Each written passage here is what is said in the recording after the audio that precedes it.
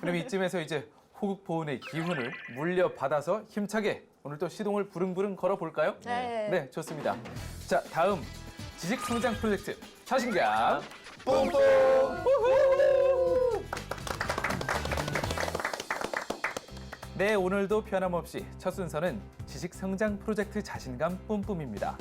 인문학계 박사학위 4개에 빛나는 자연스님께 매주 한 가지씩 호기심이 매우 돋는 주제를 골라서 지식과 지혜를 구해보는 시간이죠. 네, 맞습니다. 매주 다양한 주제를 가지고 지식을 업시키고 있는데요. 이번 주는 어떤 주제를 가지고 이야기를 나눠볼지 스님 주제가 적힌 족자 펼쳐주시죠. 예, 이번 주에 준비한 주제는 아무래도 뭐 시즌이 시즌이다 보니까 이런 주제를 한 것 같습니다. 그래서 단호와 대관령을 지키는 범일국사.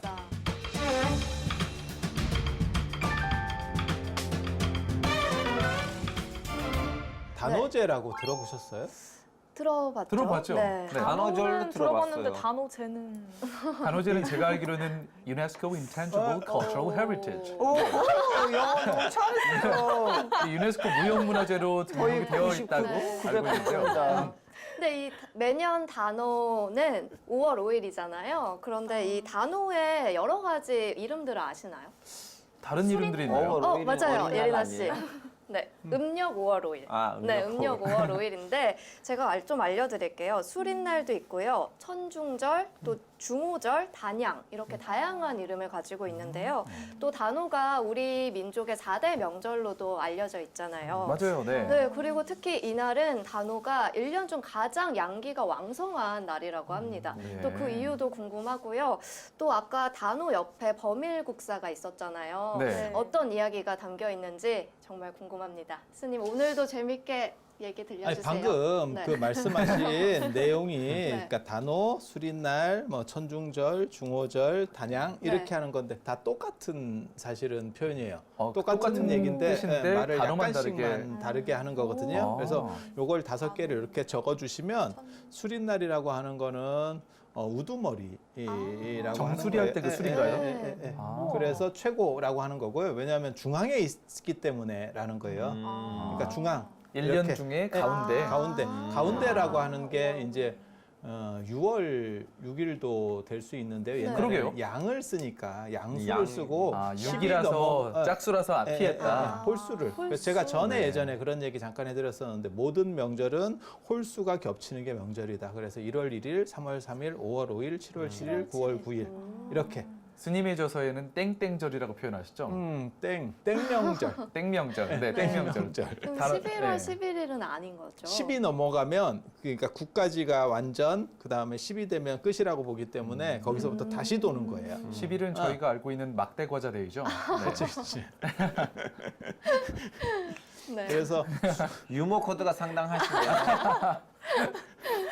아니 이거를 더 웃긴 건 이게 뒤에 웃는 게 더 웃겨요. 네, 약간 1.5초 있다가 또 아니, 모든 사람들의 이해 속도가 좀 그러니까요. 비슷하더라고요. 네. 그래서 수리라고 하는 게 이제 으뜸이라고 하는 그런 의미라고 보시면 되고 천중이라는 거 하늘의 중앙이라는 뜻이에요. 똑같이 중앙이라는 의미예요. 중앙. 그리고 중오라고 하는 거는 오가 겹쳤다라는 뜻이에요. 오월 오. 오일. 그러니까 오땡이라는 얘기예요. 정확하게 말하면. 정말로 순서는 우리말로 하면 중오절은 뭐 오땡일 또는 오오일 이런 그치, 그치. 뜻이네요. 단양이라고 하는 거는 단오고 양기가 치성하다. 오가라고 하는 홀수가 겹쳤기 때문에 양기가 치성하다. 중앙이라는 뜻이고요. 그다음 단오라고 하는 거는 단이라는 거는 실마리 뭐 이런 의미도 있는데 거기서 그냥 단순히 실마리가 아니고 어떻게 보면 좀 완성한다라고 하는 그러니까 중간 완성이라고 하는 여기서는 그런 식으로 해석을 하면 돼요. 그리고 양이라고 하는 거는 이제 양기가 가장 성할 때 5월 5가 왜 양기가 성하냐면 이 5라고 하는 글자예요. 그러니까 단호할 때 이 5자가 마로자를 쓰거든요.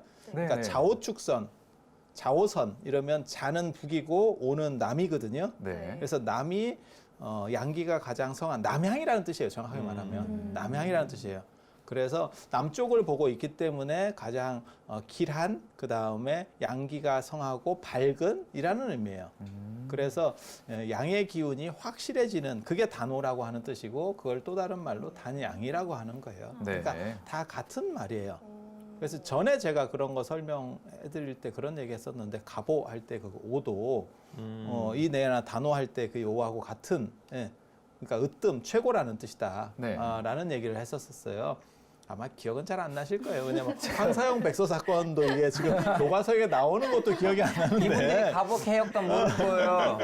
제가 사실은 개혁은 압니다. 약간 알아요? 지금 사실 여쭤보고 싶어도 약간 헷갈리는 게 단오는 이제 세시풍속 저희 절기 중에 하나고 갑오는 연원을 이르는 말 중에 하나였죠. 뭐 네, 갑오년 예, 할 예, 때 예. 무슨 연, 네 맞아요. 가보가 그때 제가 설명드릴 때는 뭐였었냐면 그런 간지로서의 의미보다는 이제 9끝 서답판에서 9끝 최고 이런 걸 얘기할 때 땡 밑에 가보 이런 네.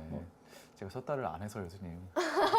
자꾸 이렇게 다른 사람이 쎄하게 가면 저만 타짜인 것 같은 그런 느낌으로 그렇게 가는데 그게 막 정색을 하면서 제가 섰다를 진짜 안 해서 몰라요 이런 리액션을 식으로 나오면 우리는 무슨 뭐 꾼인 걸로 이제부터 하실 거죠? 아니 아, 진짜 네, 좀 오늘의 주제 시작해야 될 것 같아요. 아니 근데 그 오라고 하는 게 중국에 자금성에도 가면 오문이라고 있어요. 오문. 그게 오라고 하는 건 뭐냐면 정문이라는 뜻이에요. 그러니까 남쪽에 있는 문이라는 뜻이에요. 그래서 남쪽에 양기가 충성하고 그 다음에 남양이라는 건 밝다는 의미거든요. 그 기운을 받아서 농사를 한번 이제 쉰다라고 하는 이제 거의 이 정도 되면 거의 다 농사가 끝나거든요. 그래서 네. 이걸 명절로다가 잡고 그 다음에 그 기운을 통해서 네. 이제 풍년이 들게 하는 사실은 그런 의미가 있어요. 근데 단어가 중국 단어하고 우리나라 단어하고 약간 달라요. 중국 단어는 중국도 내나 마찬가지로 양기가 치성하다라고 하는 옛날에는 양기가 치성하면 농사가 잘 되고 모든 삿된 것들이 물러난다. 음한 것들이 물러난다. 그래서 좋아하는 거거든요. 네. 그렇게 하는 건데 중국에는 거기에 뭐가 덧대어져 있냐면 구런이라고 하는 사람의 비극적 죽음이라는 게 섞여 있어요. 굴원이요. 구런이요? 구런. 굴원. 네, 구런. 굴원. 아. 구런 이소라고 하는 거 혹시 들어보셨어요? 이소? 어디선가 기억의 저편에서 뭔가 기억이 날 것 같은데. 중국이라고 하고 이소로 들으면 이소룡이라는 생각이 중국에 두 가지 흐름이 있거든요. 두 가지 흐름이 있어요. 하나는 비장의 미라고 하는 게 있고 하나는 약간 이렇게 엄격성 재단하는 것 같은 이러한 거. 그러니까 재단하고 이런 거를 예를 강조하는 게 유교 문화고 네. 그다음에 약간 비장의 미가 아니라 남방 문화가 있어요. 그래서 구런이라고 하는 사람이 충신이었는데 이제 임금을 좀 바로잡고 뭘 어떻게 해보려고 했는데 결국 자기가 몰려요. 몰려서 그 비장한 심정을 이소라고 하는 그러니까는 소란으로부터 나는 떠난다라고 하는 장문의 일종의 시 같은 걸 하나를 쫙 써요. 굉장히 이게 유명한 시입니다. 여기서는 좀 안 유명한데 그게 경이라고 하는 글자까지 들어갈 정도로. 정나라예요. 아니에요. 언제예요? 저 뭐야 춘추 전국시대 때. 춘추 전국시대 아주 때. 옛날이에요. 아주 옛날이에요. 그래서 그 글을 쓰고 명나강에 빠져 죽어요. 네. 그냥 강 속으로 투신하는 거예요. 그러니까 나는 더 이상 이제 이런 쪽에 서양 섞이지 않겠다라고 해서 네. 빠져 죽어요. 그래서 그걸 빠져 죽고 그 죽은 날이 5월 5일이래요. 하필. 그래서 구런과 관련된 스토리가 있는 단어. 그러니까 중국 사람들은 그렇게 생각을 해요. 그리고 예전에 한식도 있었는데 한식 얘기할 때는 계자추라고 하는 사람의 그 화장, 그러니까 좀 불에 타 죽는 충신이 상황. 불에 타 네. 죽었던 그 얘기죠. 사건이 있었고, 그러니까 걔네는 하나의 스토리가 더 있어요. 네. 근데 우리는 사실은 그런 스토리까지는 없어. 네. 그런데 거기에 필적할 만한 스토리가 이제 범일국사라고 하는 분이에요. 범일국사라고. 범일국사는 사람 이름이요? 예, 저는 사람. 사찰 이름일 줄 알았어요. 국사는 절 이름 같기도 하네요. 나라의 스승이라는 뜻이에요. 나라의 스승. 그러니까는 뭐랄까 국가적으로 가장 큰 스님. 예전에 불교 국가였을 때. 그럼 그러니까 이름이 범일이네요. 네, 범일이지, 범일. 네, 범일이고. 국사라는 칭호를 받았던 건 생각해 보면은 고려 또는 신라 둘 중에 하나겠네요. 그렇죠. 이제 이게 통일신라뿐인데, 신라 통일신라뿐인데, 스님이시군요. 우리가 구산선문이라고 국사책에 나오는데 구산선문 들어보셨어요? 들어보기는 했으나 또 기억의 저편에서 이분들한테 많이 기대하지 마세요, 스님. 여기 보면 구산선문이라 그래서 이제 통일신라부터 고려 초기까지 9개 선종, 그러니까 교종이 화엄종 같은 교종이 먼저 들어왔고 오교구산이라고 교과서에는 그렇게 나올 거예요. 그렇게 해서 5개의 교종이 들어오고 그 뒤에 선종이 9개가 들어오는데 그 선종 네네. 중에서 다른 거 다 필요 없고 두 가지가 중요해요. 하나는 가지산문하고 이 사골산문인데 이 사골산문이라고 하는 거를 시작한 사람이 범일국사예요. 강릉에서. 네. 그래서 강릉이라고 하는 데가 옛날에는 거기가 명주라고 하는 지역이었는데, 그러니까 강릉뿐만이 아니고 지금 현재 북한에 잘리고 남아 있는 강원도 정도를 저 춘천 쪽 말고 그런 쪽을 강릉을 중심으로 해서 있는 쪽을 옛날에 명주군이라 그래요. 고려시대 때는. 근데 그 근처가 되게 재밌는 지역이거든요. 그래서 제가 무슨 얘기 하냐면 요즘 현 정권 들어서 어떤 거를 이제 밀고 있냐면 가야에 대한 재발견 네. 네. 들어보셨죠? 네. 그러니까는 뭐 삼국시대를 넘어서 뭐 사국시대라고도 해야 된다. 그리고 이제 삼국시대는 어느 정도, 삼국은 어느 정도 우리가 아니까 가야에 대해서 이제 조명을 해야 된다라고 해서 지금 국가적으로 이렇게 막 프로젝트로 해서 밀어붙이고 있거든요. 그 다음에 사실 할 수 있는 부분이 이 명주 문화예요. 강릉 쪽에. 예전에 좀 독특한 문화를 가지고 있어요. 그리고 경주에서 밀려난 사람들이 그쪽으로 가서 이렇게 약간 이렇게 웅치고 있다가 다시 경주로 치고 들어오기도 하고 이런데요. 그게 동해안 고속도로 같은 데가 아직도 예전부터 있었어요. 그래서 거기가 1번지는 당연히 경주, 울산 쪽이 1번지고 거기서 조금 밀려난 사람들이 권토 중례하려고 가 있는 데가 강릉 쪽이에요. 네. 되게 재밌어요. 되게 재밌어요. 이러다가 다시 한번 돌아오는 경우도 있고 못 돌아오는 경우도 있고 네. 거기서 끝나는 경우가 자장스님 같은 경우 그렇게 끝났고 성도원 같은 경우는 거기서 숨어 있다가 오대산에 숨어 있다가 돌아와서 왕이 된 경우고 그럼 오늘의 주인공인 범일국사께서는 범일각수다도 권토 중례하셨나요? 범일국사 같은 경우는 거기 그 동네 혹시 김주원이라고 들어보셨어요? 김주원? 영화 배우는 아니죠? 그게 이제 저 주황산 얘기할 때 강물이 불어서 왕이 못 된 사람이 있거든요. 네. 네. 먼저 왕이 되면 들어봤어요. 그런 얘기 못 들어봤어요? 네. 주황산 하면 주황산 삼계탕 뭐 이런 것밖에 생각이 안 나나요? 왕이 돼서 이 사람이 왕으로 뽑혀서 가서 왕이 하면 되는데 강물이 불어가지고 강을 건너려는 강물이 불어가 에이 이래가지고 물 빠질 때까지 기다렸더니 딴 사람이 먼저 들어가서 왕을 하는 바람에 이 사람이 이제 이거 뭐 그래서 이러노? 그 사람이 산에 머물러서 거기가 주황산이 되는 그렇게 건가요? 되는 거예요. 지금 그리고 예린아 씨가 스님의 말을 끄덕끄덕 거리면서 아는 척 하시는데 모르는 줄 알아요. 신라때 얘기 아니에요? 저 그렇게 해서 그 사람이 너무 안타깝게 못된 거잖아요. 네. 그러니까 신라가 이제 화백제도 같은 것 때문에 이런 문제가 벌어지는 거예요. 그냥 아들로 막 이러면 네. 이런 문제가 벌어지지 않는데 그래서 이제 그 사람이 명주 군왕으로 그러니까 명주군의 어떤 또 다른 왕으로 네. 되는 거예요. 그래서 이제 좀 미안하니까 너는 저쪽 가서 왕해 뭐 이런 식으로 그래서 거기가 약간 별도 같은 그래서 강릉 쪽이 약간 이렇게 별도로 움직이는 측면이 있거든요. 그 세력에서의 최대 큰 스님이 이 사골산문의 범일 스님이에요. 네. 그리고 이 사골산문이 지금 현재 어떻게 보면 우리나라 조계종의 핵심이 사골산문이라고 보시면 돼요. 이게 사골산문하고 발음이 같이 사골? 네, 산문. 사골산. 사골산이 사골로. 저도 사골로 들어가지고요. 사골. 사골산이 이제 영취산을 기사골산이라 그래요. 영축산. 인도에 부처님께서 오랫동안 설법을 설법하신, 하셨던 네. 영축산이라고 있어요. 네, 영축산이요. 네, 그 영축산 통도사가 있는데도 영축산이거든요. 그렇죠. 그게 인도 발음이 기사골산이에요. 그래서 아. 그 인도 발음, 그러니까 영축산문이라고 보시면 돼요. 지금 우리 발음으로 그냥 번역해서 하면 영축산문파예요. 네. 그렇군요. 영축산문파. 이제 좀 이해하기가 쉽네요. 네. 그렇게 해서 이 양반이 당나라 때 중국에 가서 이렇게 유학을 하고 돌아와서 그 강릉 주변에 있는 모든 불교를 다 통합을 합니다.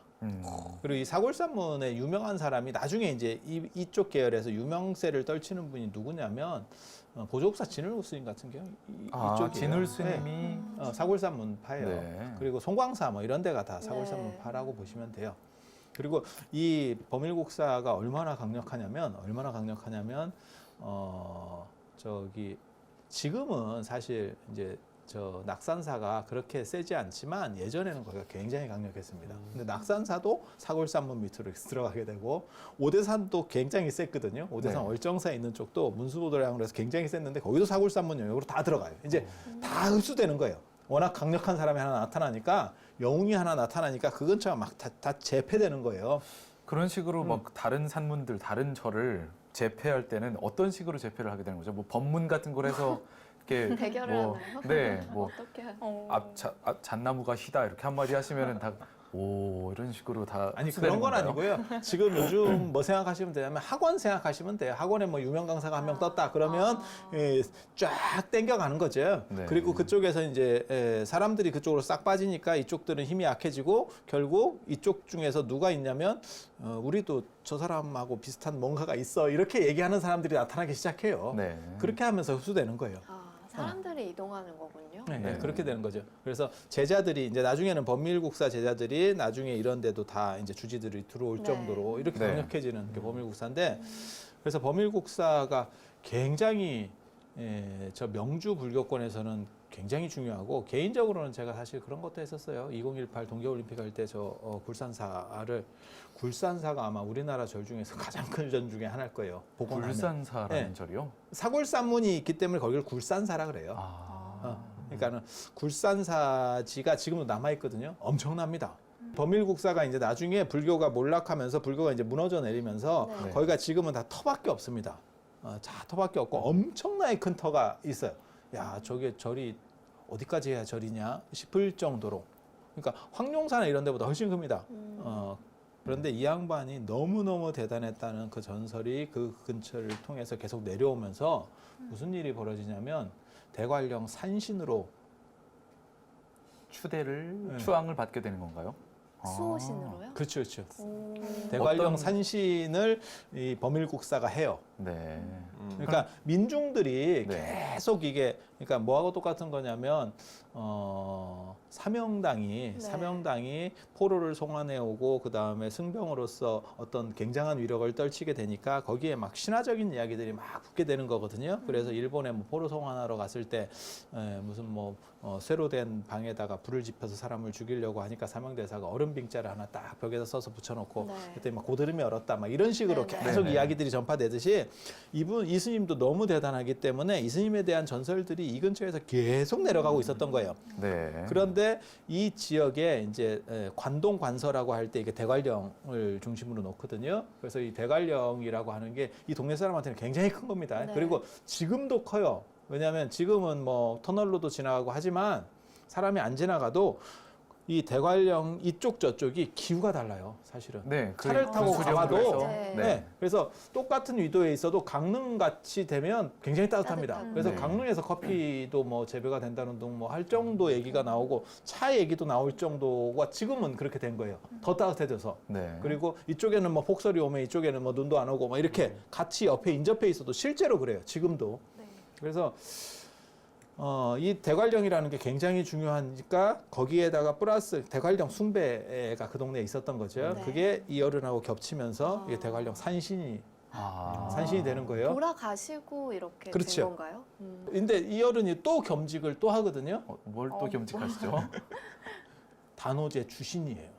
단오제의 주신. 예. 네. 그러니까 강릉에 단오제가 굉장히 이렇게 번성한데 원래 그러니까 그게 이제 중심으로 해서 유네스코 세계 무형유산까지 네, 네. 진출을 할 수 있었겠죠. 그 네. 전통이 굉장히 강력하니까 거기에도 이어른이 핵심이 돼서 그러니까 어떻게 보면 총괄자인 거예요. 네. 총괄자인 거예요. 그래서 이어른이 지금 세 가지를 하고 있는 거예요. 사골산문의 시조. 사골산문의 시조 불교적으로는 네. 그다음에 저 대관령의 산신. 네. 단오제의 추신. 네. 그래서 이 단오제 때 이어른을 제사를 지내요. 그것 때문에 지금 단오 얘기가 나오면서 지금 범일국사 얘기로 넘어간 거예요. 그래서 왜 이제서야 갑자기 이제, 네. 단오 얘기를 하는데 범일국사 얘기를 진탕하고 있을까라고 하지만 실제로 그렇게 이어지는 거예요. 그래서 네. 지금 여기에 가보면 이어른이 사셨던 데를 항마을이라 그래요. 학마을이요? 네. 이 범일국사가 일종의 예수 동생입니다. 네. 또 그런 출생의 네. 비밀이. 예수 동생. 네? 어떤 동생이요? 엄마가 네. 혼자서 낳았어요. 탄생설화에 보면은 그런 게 혼자서 낳았어요. 혼자서. 네. 그렇게 해서 거기 가면 실제로 우물이 있어요. 저는 이 어른한테 관심이 많아서 제가 거기 유적도 다 가보고 했거든요. 거기 우물이 있는데 거기서 엄마가 이렇게 바가지로 이렇게 물을 떠서 마시는데 거기 해 그림자가 이렇게 비치고 있더래요. 네. 네. 그래서 그걸 탁 마시니까 탁 먹으니까 그게 임신이 된 거예요. 네. 그래서 범일이에요. 뛰어난 태양. 아. 이라는 뜻이에요. 뛰어난 태양. 네. 그렇게 해서 이제 여자가 혼자 임신을 하니까 아무래도 이렇게 질시받는 주변 것도 사람들. 있고 그렇게 해서 이제 자기도 창피해서 그거를 애를 낳고 버려뒀대. 버려뒀더니 학이 그걸 이렇게 덮어줬다는 거예요. 학들이 쫙. 그래서 거기를 학마을이라 그래요. 거기에 학마을에 가면 학춤을 또 추는 그게 또 민속 문화재로 지정이 돼 있어요. 네. 그 동네. 네. 예, 그래서 거기 전수관도 있고, 그리고 그 옆에 지금 그 우물도 있고, 그 학바위도 있고, 그 옆에 저 범일국사 부도도 아주 대단한 부도가 이렇게 모셔져 있어요. 네. 그래서 이 단오랑 관련해서 우리나라는 범일국사 스토리가 있는 거고, 네. 중국에는 구런 스토리가 있는 거예요. 네. 네. 구런 스토리가 있는 거예요. 그리고 단오날 하면 이제 뭐 청포물에 머리를 감는다 이런 얘기 들어보셨어요? 네. 그리고 그네도 타고. 그네 타고 여자는 그네인데 남자는 씨름. 씨름이죠. 네. 네. 그게 이제 머리를 감는다는 게 뭐냐면 아까도 얘기했잖아요. 수린날 이게 정수리 이게 그러니까 으뜸이라는 거고 그래서 목욕제게 한다는 뜻이에요. 네. 그러니까 지금은 우리가 워낙 잘 씻으니까 그런데 예전에는 그게 1년에 몇 번 안 씻거든요. 그래서 이제 그때 머리를 감고 하면 삿된 것들을 다 물리치고 양기를 이렇게 그리고 이런 때 어떤 물에 감아야 되냐면 여기는 창포물에 감는데 창포물에 감는데 그것도 그 물이 이렇게 샘에서 올라오는 것보다 동쪽으로 흐르는 물에 감아야 돼요. 왜요? 동쪽에서 그게 서쪽으로 양기. 흐르는 물이요? 예, 서쪽에서 아. 동쪽으로 흐르는 서에서 물. 동으로 흐르는 네. 물. 서에서 동 그러니까 동해안으로 나가는 쪽으로 물. 네. 그래서 그렇게 하면 양기가 있다 그래가지고 그 기운을 이렇게 흡수해서 내가 모든 삿된 것들을 떨쳐내고 풍년도 든다.